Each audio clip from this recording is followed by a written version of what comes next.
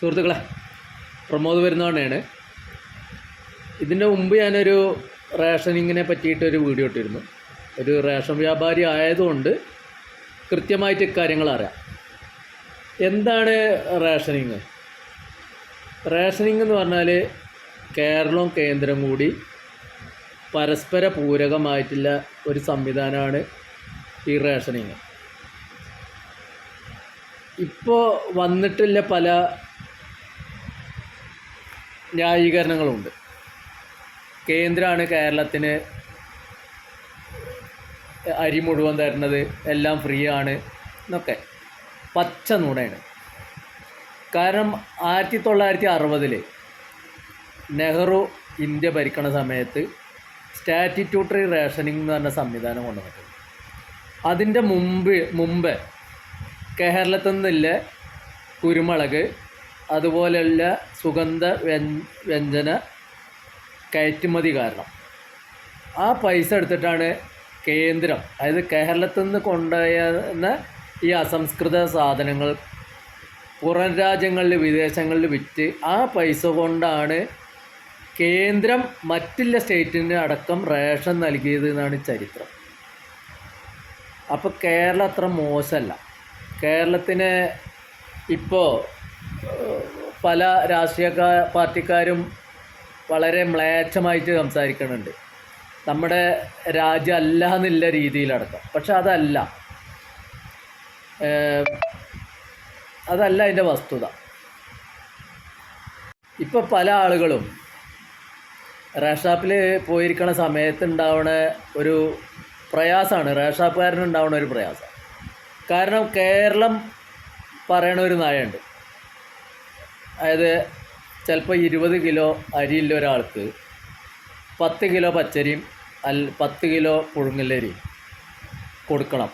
അല്ലെങ്കിൽ 5 കിലോ പച്ചരി, 5 കിലോ മട്ട, 10 കിലോ പുഴുങ്ങലരി, ആ രീതിയിൽ കൊടുക്കണം എന്ന് പറഞ്ഞാൽ ഒരു വിതരണ തോതുണ്ട്. എല്ലാ മാസവും 1-ാം തീയതി കേരളം പ്രഖ്യാപിക്കണത്. അത് വെച്ചിട്ടേ കൊടുക്കാൻ കഴിയും. പക്ഷേ പല ആൾക്കാരും വന്നിട്ട് റേഷൻ കടയിൽ വന്നിട്ട് പറയും ഞങ്ങൾക്ക് മട്ടരി വേണ്ട, പച്ചരി വേണ്ട എന്നൊക്കെ പറയും. പക്ഷെ ഞാനൊരു കാര്യം ചോദിക്കട്ടെ, നമ്മളൊക്കെ ഒരു കാലഘട്ടം കഴിഞ്ഞു വന്നവർ. കരുണാകരൻ്റെ കാലഘട്ടത്തിൽ 15 രൂപയുടെ വെളിച്ചെണ്ണ ക്ഷാമം കാരണം 15 രൂപയ്ക്ക് കിട്ടണ പാം ഓയിലിന് വേണ്ടിയിട്ട് മാവേലി സ്റ്റോറിൽ കിലോമീറ്റർ കണക്കിന് ക്യൂ നിന്നവരാണ് കേരളീയർ.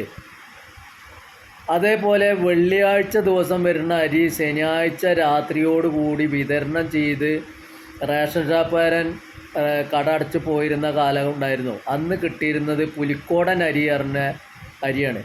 പുലിക്കോടൻ ആരാണെന്ന് എല്ലാവർക്കും അറിയാം. കേരളം കണ്ട ഏറ്റവും മോശപ്പെട്ട ഒരു പോലീസുകാരൻ, അതേ ആളുടെ പേരായിരുന്നു ഈ അരിക്കും പറഞ്ഞിരുന്നത്. ആ അരിയിൽ കല്ല്, നെല്ല്, പച്ചരി ഉണ്ടാവും, പുഴുങ്ങലരി ഉണ്ടാവും, ഗോതമ്പ് ഉണ്ടാവും, എല്ലാ സംവിധാനങ്ങളും ഉണ്ടാവും. ആ അരിക്ക് പറഞ്ഞിരുന്ന അത് കട്ട കുത്തിയിട്ട് ആ അരി വിറ്റിരുന്ന ഒരു റേഷാപ്പുകാരനാണ്. അതുകൊണ്ട് അതും എനിക്കറിയാം. അപ്പോൾ അതിന് പറഞ്ഞിരുന്നതാണ് പുലിക്കോടൻ നാരായണൻ അരി, പുലിക്കോടൻ അരി കറി. ഇപ്പം അതാണോ സ്ഥിതി? നല്ല സൂപ്പർ മട്ടയാണ്. ആ മട്ട അങ്ങനെ എടുത്ത് കഴുകുമ്പോൾ അതിലൊരു തരി കല്ല് പോലും ഉണ്ടാവില്ല. ഒരു വൃത്തികെട്ട ഒരു സാധനം അതിലില്ല. റേഷൻ ഷാപ്പിലൊക്കെ ഇപ്പോൾ നല്ല അരിയാണ് വരുന്നത്. എൻ്റെ റേഷൻ ഷാപ്പിലൊക്കെ മോശപ്പെട്ട അരിയൊന്നും ആ സ്പോട്ടിൽ ഞാൻ അത് മാറ്റി വെച്ച് അത് അപ്പം തന്നെ മടക്കി അയക്കാറുമുണ്ട്. അതിൽ ചിലപ്പോൾ ഉദ്യോഗസ്ഥന്മാർ ഞാനായിട്ട് പ്രശ്നങ്ങൾ ഉണ്ടാവാറുണ്ട്. എൻ്റെ കട അടക്കം സസ്പെൻഡ് ചെയ്തിട്ടുണ്ട്. കാരണം റേഷൻ എന്ന് പറഞ്ഞത് ജനങ്ങളുടെ അവകാശമാണ്. അത് പല ഉദ്യോഗസ്ഥരും തട്ടിപ്പ് നടത്തി FCIയിൽ നിന്ന് കൊണ്ടുവരുമ്പോൾ തട്ടിപ്പ് നടത്തും, എന്നിട്ട് ഗോഡൗണിൽ ഇറക്കിയാൽ തട്ടിപ്പ് നടത്തും. അതുകൊണ്ടാണല്ലോ കോഴിക്കോടും വയനാടൊക്കെ പിടിച്ചത്. അല്ലാതെ റേഷൻ ഷാപ്പിൽ നിന്ന് പോയിട്ടില്ല അരിയല്ല അത്. റേഷൻ ഷാപ്പിൽ ഏതൊരു കാർഡ് ഉടമ വന്നാലും അയാളുടെ വിരൽ വെക്കാതെ റേഷൻ ഷാപ്പുകാരന് ഒരു തട്ടിപ്പ് നടത്താൻ കഴിയില്ല. പണ്ടൊക്കെ ചെയ്തിരുന്നു, ഞാനും ചെയ്തിട്ടുണ്ട്.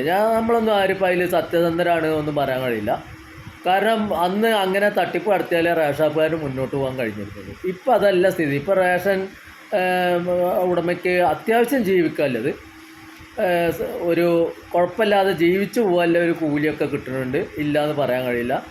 എന്തായാലും ഏറ്റവും ചുരുങ്ങിയ റേഷൻ കാർഡിലെ കടക്കാരനടക്കം 500 രൂപ കിട്ടണ ഒരു വിധത്തിലായിട്ടുണ്ട്. പക്ഷേ ഇപ്പോഴത്തെ ഒരു ഇത് പറഞ്ഞാൽ പഴയ റൂമിൻ്റെ വാടകയല്ല, പഴയ കറണ്ട് ബില്ലല്ല, ഒരു സെയിൽസ്മാനെ വെച്ചാൽ അയാൾക്കൊരു 10-15,000 രൂപ കൊടുക്കണം. ഇതൊക്കെയാണ് ഇപ്പോഴത്തെ ഒരു പ്രയാസം. പക്ഷേ എന്നാൽ പോലും കള്ളത്തരം ചെയ്യാൻ റേഷാപ്പുകാരന് ഒരു 80% കഴിയില്ല. പിന്നെ ഒരു 20% തട്ടിപ്പ് നടത്തുന്ന റേഷാപ്പുകാരുണ്ട്, ഇല്ല എന്ന് പറയണില്ല. പക്ഷേ നമ്മളൊക്കെ ഇപ്പോൾ എന്താ വെച്ചാൽ കിട്ടിയത് മതി എന്നുള്ള രീതിയിലേക്ക് ആയിട്ടുണ്ട്. ഞാനത് സത്യസന്ധമായിട്ടാണ് ഈ പറയുന്നത്. പണ്ടൊക്കെ കള്ളത്തരങ്ങൾ നടന്നിരുന്നു, നടത്താനുള്ളൊരു സംവിധാനം റേഷാപ്പിലുണ്ടായിരുന്നു. ഇപ്പോൾ അതൊന്നും ചെയ്യാൻ കഴിയും. അപ്പം പറഞ്ഞു വന്നത് എന്താ വെച്ചാൽ ഇതൊന്നും കേന്ദ്രത്തിൻ്റെ ഔദാര്യമല്ല. കേന്ദ്രത്തിൽ നിന്ന് ഈ റബ്ബർ മുതൽ കുരുമുളക്, ചുക്ക്, ഇഞ്ചി, കശുവണ്ടി, ഏലം, അങ്ങനത്തെ എല്ലാ സുഗന്ധവ്യഞ്ജന വസ്തുക്കളും കേന്ദ്രം ശേഖരിക്കുകയും കേന്ദ്രം അത് വിറ്റ് ആ പൈസ കൊണ്ടാണ് നമ്മളെ കേരളത്തിലേക്കുള്ള റേഷൻ അടക്കം വരുന്നത്. അത് പണ്ട് മുതൽ എഴുതി വെച്ച ഒരു നിയമമാണ്. അത് പ്രകാരമാണ് ഇപ്പോൾ മുന്നോട്ട് പോകുന്നത്. പിന്നെ പറയണത് എന്താ വെച്ചാൽ കേന്ദ്രം നൽകിയ കിറ്റാണ്. നിങ്ങളൊക്കെ ബുദ്ധിയുള്ള ആളുകളും ഗൂഗിൾ ഇതൊക്കെ നോക്കണ ആളുകളല്ലേ, അതിലൊന്ന് അടിച്ചു നോക്കിയാൽ, ജെമിനിയിലൊക്കെ അടിച്ചു നോക്കിയാൽ കൃത്യമായിട്ട് കിട്ടും. 2005 കോടി രൂപയാണ് പ്രളയത്തിന് കേന്ദ്രം കേരളത്തിന് നൽകിയത്. അരി ഗോതമ്പടക്കം. അതിൻ്റെ പൈസ കൃത്യമായിട്ട് കേന്ദ്രത്തിൻ്റെ നിന്ന് പിടിച്ചു വാങ്ങിയ ചരിത്രം കേന്ദ്രത്തിനുണ്ട്. അപ്പോൾ ആ ഒരു നുണ തള്ളിപ്പോയി. രണ്ടാമത് കിറ്റ് നൽകിയതിൻ്റെ ഏറ്റവും വലിയൊരു കാര്യം, ഈ കിറ്റ് പറഞ്ഞത് കേന്ദ്രം നൽകിയതല്ല, കേരളം നൽകിയതാണ്. ആ കിറ്റിന് ഒരു കിറ്റിന് 7 രൂപ വെച്ച് റേഷൻ കടക്കാരന് നൽകാമെന്നുള്ള ഒരു കരാറ് പ്രകാരമാണ്. കാരണം റേഷൻ വ്യാപാരി ആ പ്രളയകാലത്തും കോവിഡ് കാലത്തും ഒരുപാട് ത്യാഗം അനുഷ്ഠിച്ചിട്ടുണ്ട്.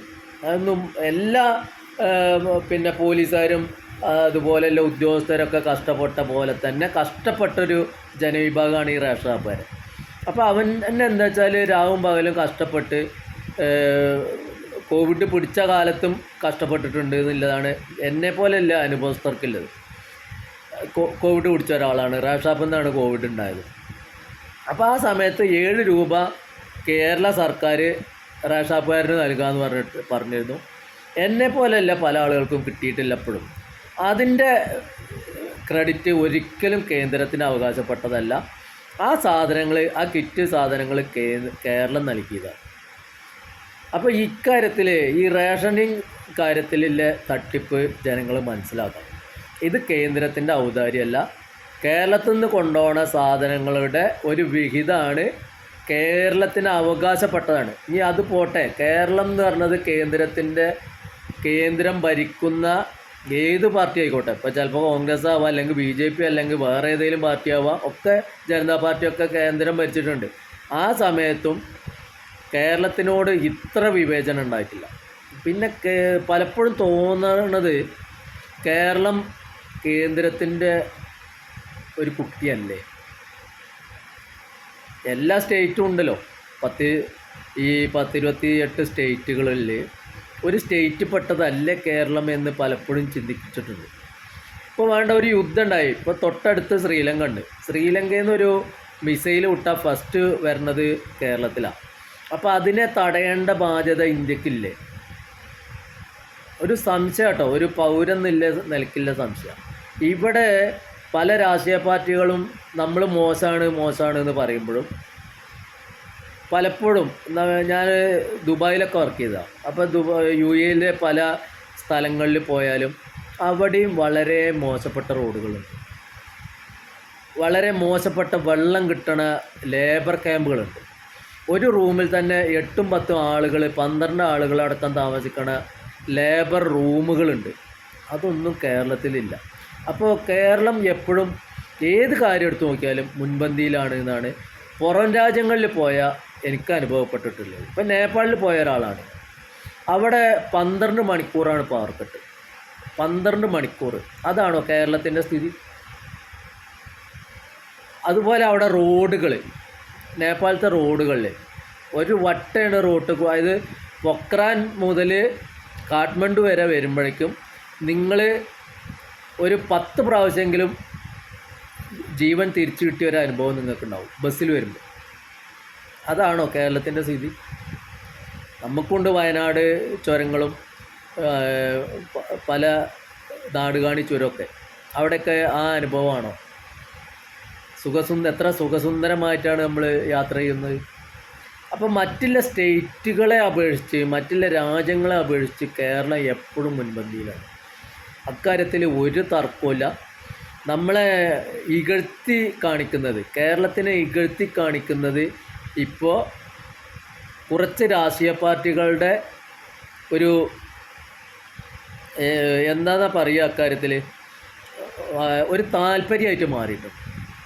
അതായത് അവരുടെ ഒരു അജണ്ടയായിട്ട് മാറിയിട്ടുണ്ട്. അപ്പോൾ ഈ ഇപ്പോൾ ഭരിക്കുന്ന പിണറായി സർക്കാർ മാറി കേന്ദ്രം കേരളം UDF ഭരിക്കുകയാണെങ്കിൽ അപ്പോഴും ഇതന്നെ പറയുമോ? കേരളം വളരെ മോശമായി എന്ന് ഇതേ പറഞ്ഞ ആളുകൾ തന്നെ പറയുമോ? ഞങ്ങൾക്ക് ആസ്പത്രികളില്ല, ഞങ്ങൾക്ക് സ്കൂളുകളില്ല, ഞങ്ങൾക്ക് നല്ല റോഡുകളില്ല, ഞങ്ങൾക്ക് നല്ല കുടിവെള്ളമില്ല എന്ന് അപ്പോഴും നിങ്ങൾ ഇതേ ഇപ്പം പറയണ സതീശൻ അപ്പോഴും പറയുമോ എന്നുള്ളതൊരു ചോദ്യമാണ്. ഇത് ഒക്കെ കൂട്ടിക്കൊടുക്കേണ്ടത് റേഷനുമായിട്ടാണ്. റേഷൻ ആരുടെ ഔദാര്യമല്ല, അത് കേരളം നല്ല രീതിയിൽ ഇപ്പോൾ കൊണ്ടു നടക്കുന്നുണ്ട്.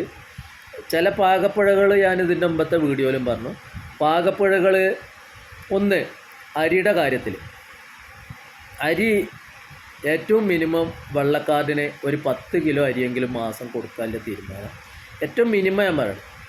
അംഗങ്ങൾക്കനുസരിച്ചിട്ട് ഒരു 4 അംഗങ്ങളുണ്ടെങ്കിൽ അവന് ഒരു 15 കിലോ അരിയെങ്കിലും ഒരു മാസത്തിൽ കൊടുക്കാൻ കേരളം ശ്രദ്ധിക്കണം, വെള്ളക്കാർഡിന്. അതുപോലെ നീലക്കാർഡിനും അതൊരു നിജപ്പെടുത്തിയ ഒരു 15 കിലോ അരി നിജപ്പെടുത്തി കേരള സർക്കാർ വെള്ളക്കാർഡിനും നീലക്കാർഡിനും കൊടുക്കണം. മറ്റുള്ള കാർഡുകൾക്ക് ഇപ്പോൾ മഞ്ഞ കാർഡിന് 30 കിലോ അരി കിട്ടുന്നുണ്ട്. അതുകൊണ്ട് സുഭിക്ഷമായിട്ടൊരു കുടുംബത്തിന് സുഖസുന്ദരമായിട്ട് പോകാം. അത് കേന്ദ്രം കേരളത്തിന് നൽകണ സൗജന്യം. അതുപോലെ പിങ്ക് കാർഡിന് ഒരു അംഗത്തിന് 4 കിലോ വെച്ച് നൽകുന്നുണ്ട്. അതും കേന്ദ്രം കേരളത്തിന് നൽകുന്ന സൗജന്യ അരിയാണ്. നേരെ മറിച്ച് വെള്ളക്കാർഡിനും നീലക്കാർഡിനും കേരളമാണ് എന്ത് നൽകുന്നത്? സബ്സിഡി നൽകുന്നത്. അത് കേരളം വെറുതെ നൽകുന്നതല്ല.